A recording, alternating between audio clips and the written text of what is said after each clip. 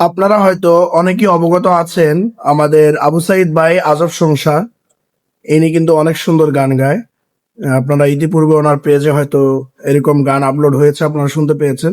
তো আমার খুব ভালো লেগেছে, তাই ভাইয়ের কাছে আসছি যে ভাই, আপনি তো সুন্দর গান গান, আমাকে একটি গান গেয়ে শোনান, আমি আমার পেজে আপলোড করতে চাই। তো ভাই বলল ঠিক আছে।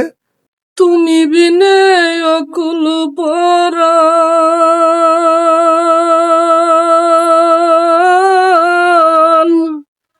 থাকতে চায় না ঘরে রে, সোনা বন্ধু বইল না আমারে।